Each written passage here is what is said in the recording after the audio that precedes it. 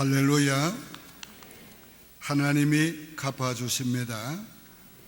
오늘은 하나님이 갚아주시는 것을 믿고 하나님께서 우리에게 선하시고 좋은 것으로 또 풍족하게 갚아주시기를 위해서 기도하려고 합니다. 우리의 삶과 우리의 행한 일과 그리고 우리의 말까지도 하나님이 다 갚아주십니다. 오늘 본문 짧은 몇 절에 상 주신다, 갚아주신다는 말이 무려 5번이 나오고 있습니다. 이것은 구원받은 자녀들에게 하시는 말씀입니다. 그래서 너희 아버지께서 이렇게 말씀했어요. 우리가 구원은 믿음으로 받지만은 상급은 우리의 행위로 받습니다. 하나님의 상급 보상은 오늘 우리가 행한 대로 갚으시는 것입니다. 예수님이 오늘 본문에서 우리에게 교훈하시는 것은 하나님이 갚아주시니까 하나님께 갚아주시도록, 하나님이 갚아주시도록 살라는 것입니다. 하나님이 갚아주시기 위해서 우리에게 첫 번째 주시는 교훈은 하나님이 은밀한 중에 보신다 하는 거예요. 하나님께서 4절에도 은밀한 중에 보시는 너희 아버지께서, 6절에서도 은밀한 중에 보시는 너희 아버지께서. 자, 하나님이 우리를 다 보고 계십니다. 우리가 여기 와 있는 거, 예배 드리고 있는 거 다 보고 계세요. 우리가 홀로 있을 때도 보고 계시고, 오늘 우리가 인생의 고난을 만나서 힘들어갈 때도 하나님 다 보고 계세요.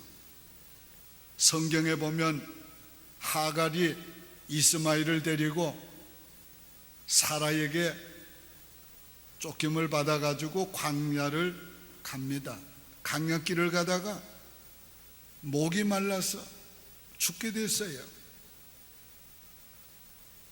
자, 그럴 때에 그가 정말 아들을 두고 저만큼 찾아서 헤맵니다.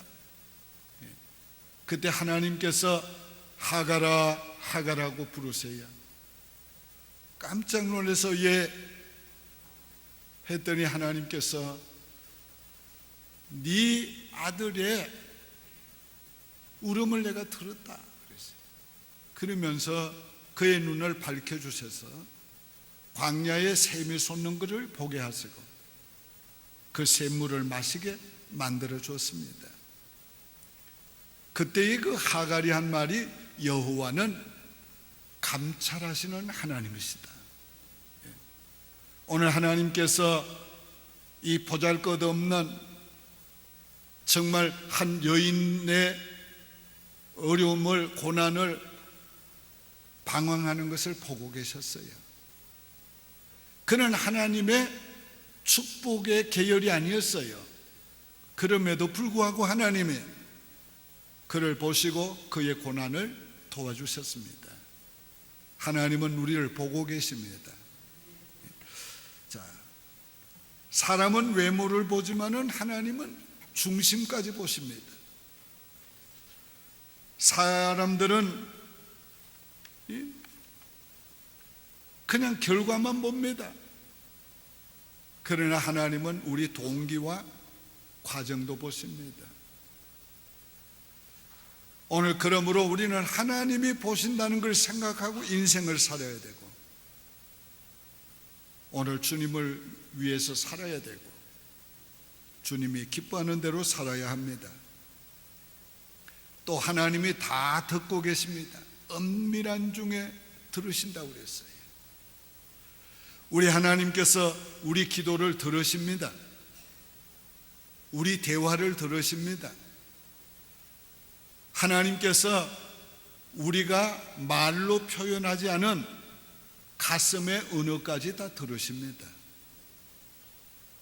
그런데 이 하나님께서 우리가 말한 것을 들으신 대로 하나님이 행하신다고 그랬어요. 너희 말이 내 귀에 들린 대로 내가 시행하리라.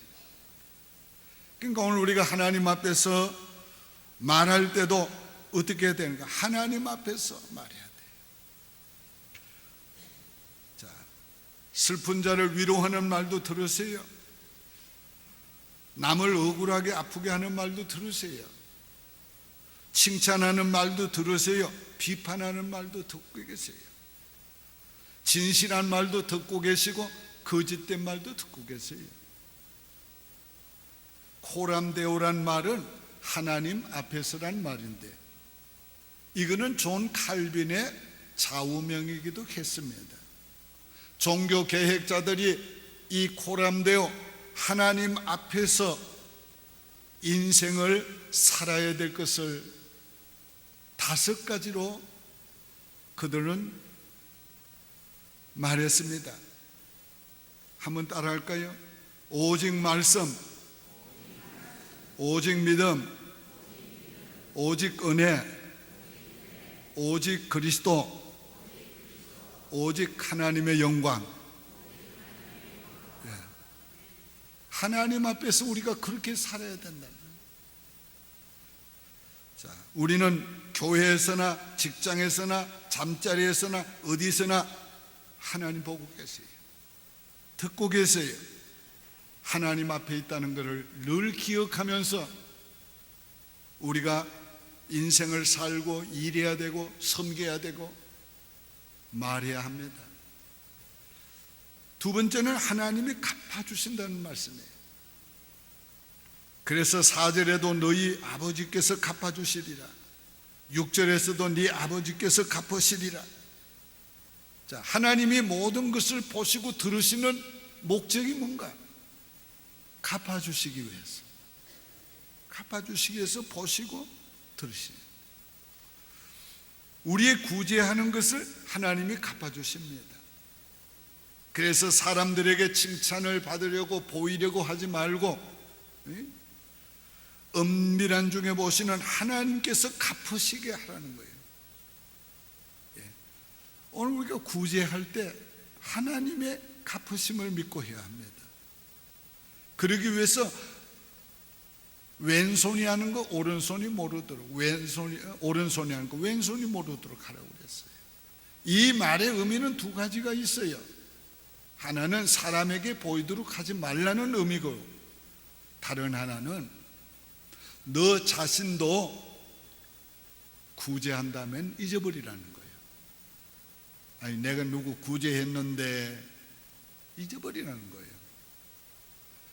오늘 우리가 그래야 하나님이 네 구제를 갚아주신다. 하나님이 갚아주시도록 좋은 일도 해야 합니다. 자, 마게도냐 교회들을 하나님의 은혜를 받은 것을 너희가 알거니와 그랬어요. 자, 그 하나님의 은혜가 뭐냐? 거기에서 말씀하는 고린도후서 8장에서 말씀하는 마게도냐에게 주신 은혜는 정말 극한 가난 가운데서도 기뻐하고, 환난 가운데서도 기뻐하고, 극한 가난 가운데서도 풍성한 연보를 하게 한 거예요. 예루살렘 교회가 어렵다는 얘기를 듣고 이 극한 가난 가운데 있는 마게도냐 교회가 구제 헌금해서 보낸 거예요. 어떻게? 힘에 지나도록 풍성한 연보를 한 거예요. 여러분 생각해 봐요. 자기 교회도 지금 어려운데, 자기들 생활도 어려운데 얼마나 어려운가? 극한 가난이라고 그랬어요. 그런데도 힘에 지나도록 풍성한 연보를 했어요. 이게 바로 그 교회에 주신 하나님의 은혜라는 거예요. 여러분 잘 들으세요. 우리가 무엇을 할 수 있다는 게 은혜예요. 남을 도울 수 있다는 것 자체가 은혜예요. 내가 어려운 가운데서도 내가 기뻐하며 감사할 수 있는 그게 은혜예요. 가난 가운데서도 구제할 수 있는 게 은혜란 말이에요. 오늘 이런 은혜를 받은 자들에게 하나님 더 큰 은혜로 갚아주시는 걸 9장에서 이렇게 말씀했어요. 기록된 바 그가 흩어 가난한 자들에게 주었으니 그의 의가 영원토록 있느니라 함과 같으니라. 심는 자에게 씨와 먹을 양식을 주시는 이가 너희 심을 것을 주사 풍성하게 하시고 너희 의의 열매를 더하게 하시리라. 자, 오늘 구제는 하나님 앞에 드리는 헌금은 여러분 소비하는 거 아니에요. 거룩한 투자예요. 씨를 심는 것 같아서 더 많이 거두게 해주신다고 약속하고 있는 거예요. 심을 것을 주시고 먹을 양식까지 풍성히 주신다고 했어요. 믿습니까? 그러니까 주머니 좀 풀으시라고. 그래서 아이고 목사님 지금 나 살기도 지금 힘드는데 더 많이 받기 위해서 푸시란다. 오늘 우리가 하나님께서 정말 하나님이 우리에게 은혜 주신 목적대로 살면 하나님이 우리를 목적대로 더 부요하게 하시고 더 영광스럽게 만들어 주십니다. 자, 심을 것을 또 더 주시고 먹을 양식도 풍성히 주신다고 그랬어요. 하나님이 갚아주시면은 우리가 구제한 것만 갚아주는 게 아니고 더 풍성히 갚아주신다고 그랬어요.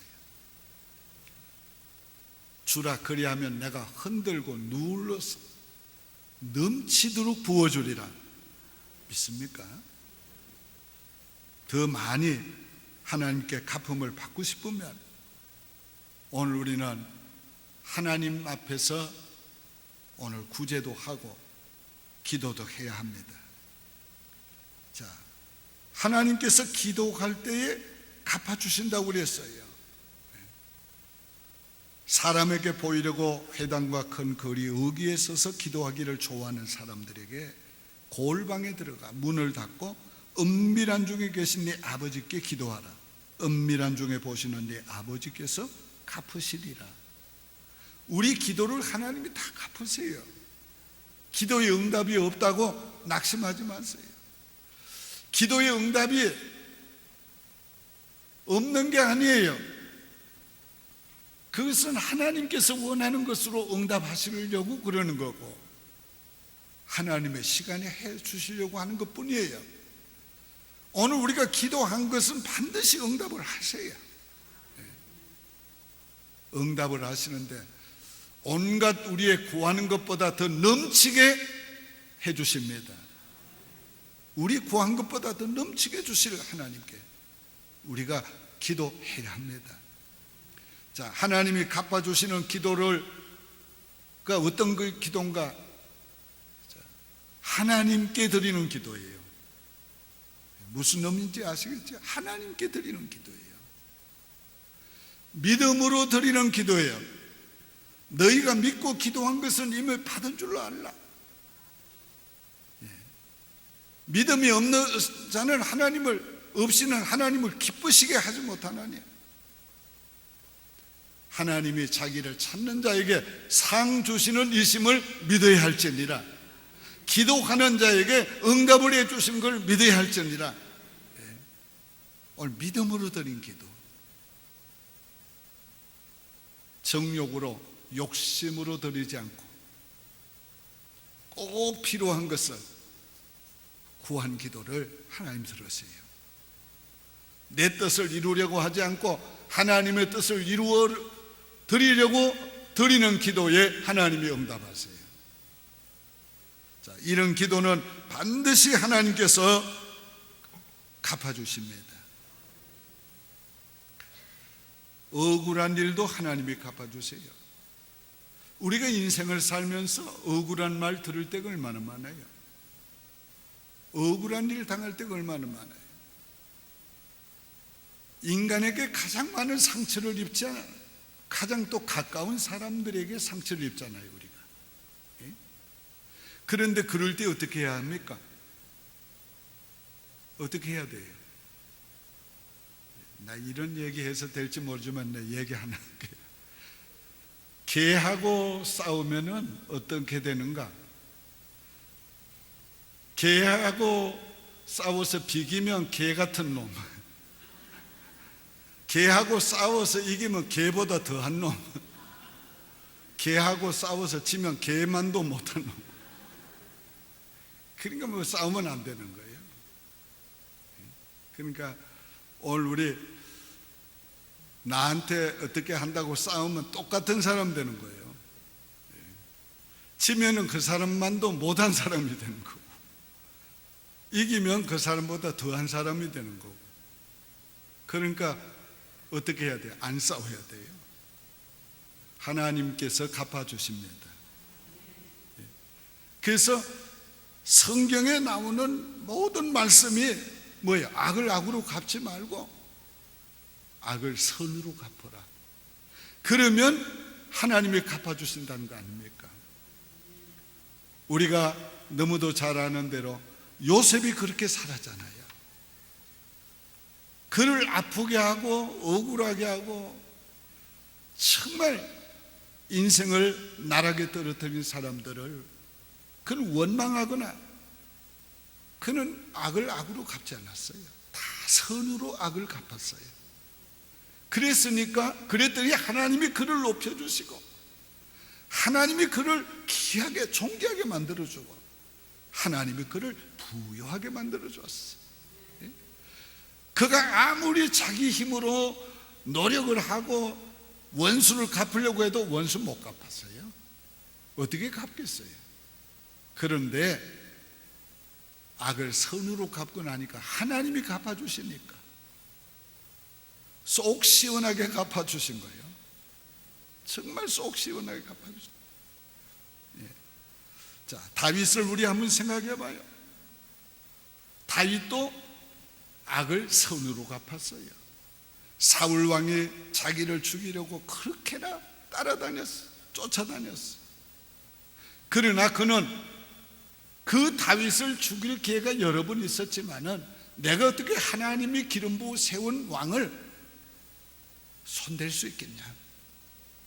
하나님께 맡기고 죽이지 않았어요. 그랬더니 어떻게 됐어요? 하나님이 다 갚아주셨어요.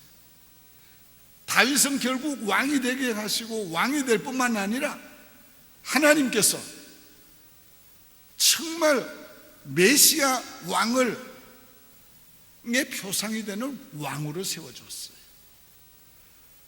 여러분, 이스라엘 민족의 역사에 가장 강성한 때가 다윗 왕 때 아닙니까? 가장 땅이 넓을 때가 다윗 왕과 솔로몬 왕 때 아닙니까? 하나님이 다윗에게 언약을 하시는데 내가 네 후손이 범죄하면 사람 막대기로 때리려니와 네게서 등불은 끄지 않겠노라. 정말 실로가 오기까지 등불을 끄지 않았다가 영원한 등불이신 메시아가 그의 후손으로 오신 거예요. 이게 하나님이 갚아주신 거예요. 오늘 우리가 인생을 살아가면서 상처를 받았을 때 내게 아픔을 준 사람, 나를 고통하게 스럽게 하고 손해를 끼친 그 사람을 어떻게 해야 합니까? 선으로 갚으시기 바랍니다. 그를 위해 축복하고 기도하고 그리고 하나님께 갚음을 받으세요. 하나님께 갚음 받으세요. 자, 하나님이 갚아주시되 철저하게 갚아주세요. 요엘서 2장 25절 26절에 이렇게 말합니다. 내가 전에 너희에게 보낸 큰 군대 곧 메뚜기와 너치와 황충과 팥중이가 먹은 횟수대로 너희에게 갚아주리니 너희는 먹되 풍족히 먹고 너희에게 놀라운 일을 행하신 너희 하나님 여호와의 일을 찬송할지라. 자, 비록 그들이 범죄해서 하나님이 징계했지만은 그래서 적군에게 빼앗겼지만은 빼앗긴 횟수대로 갚아주고 빼앗긴 것만큼, 그래서 가난하게 된 것만큼 풍족히 먹게 갚아주리라. 하나님 철저하게 갚아주신단 말이에요. 자, 모세가 시편 90편 15절에서 이렇게 기도했어요. 우리를 괴롭게 하신 날수대로와 우리가 화를 당한 연수대로 우리를 기쁘게 하소서. 화당한 날수대로 연수대로 기쁘게 해달라고. 오늘 하나님이 철저하게 갚아주신 걸 믿고 기도한 거지요. 자, 하나님이 갚아주시는 것은 단순히 빼앗긴 정도를 회복시켜주는 거 아니에요. 갚아주는 거 아니에요. 하나님은 더 넘치도록 갚아주세요. 더 크게 갚아주세요. 자, 하나님이 갚아주시는 보상은 당대만 아니고 후대까지 복을 받게 하세요. 하나님이 갚아주시는 보상은 영원한 하나님의 나라에서까지 갚게 해줬습니다. 갚아주시는 거예요. 요한계시록 21장 12절에 보라, 내가 속히 오리니 내가 줄 상이 내게 있어 각 사람에게 그의 일한 대로 갚아주리라. 오늘 이 땅에서도 우리 당대나 후대에 갚아주시지만은 그보다 더 크게 갚아주는 것은 영원한 하나님의 나라에서 갚아주는 거예요. 오늘 그러니까 우리가 하나님께 갚음을 받아야 돼.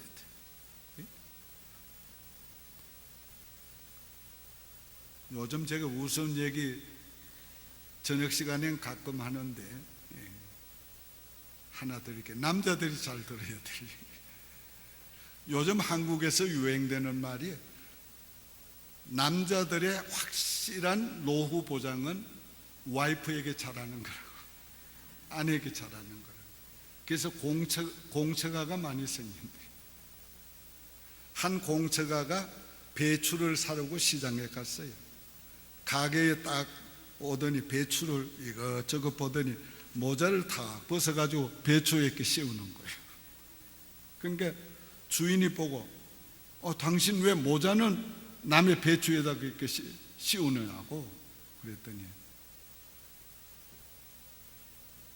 제 마누라가요, 오늘 배추를 사오라고 하면서 내 대가리만한 거를 사오라고 했어요. 그런데 여자들도 확실한 보장은 남편에게 잘하는 겁니다.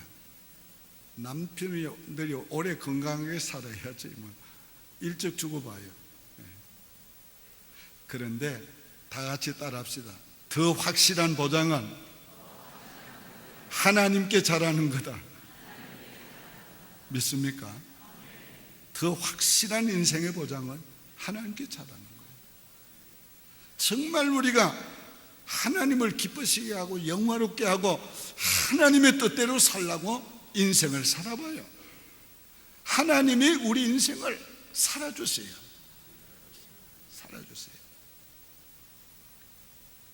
제가 지난 수요일 날 말씀을 드렸지요.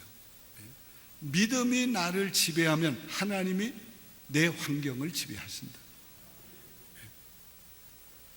정말 환경이 어려운 건 문제가 아니에요. 우리 인생에 만나는 문제가 문제 아니에요. 문제는 믿음이에요. 믿음이 나를 지배하고 내가 믿음으로 살면 하나님은 내 환경과 문제를 하나님이 지배해 줘요. 그러니까 우리가 확실한 노후 대책은 하나님 잘 믿는 거예요. 우리 하나님 기쁘시게 하는 거예요. 영화롭게 하시는 겁니다.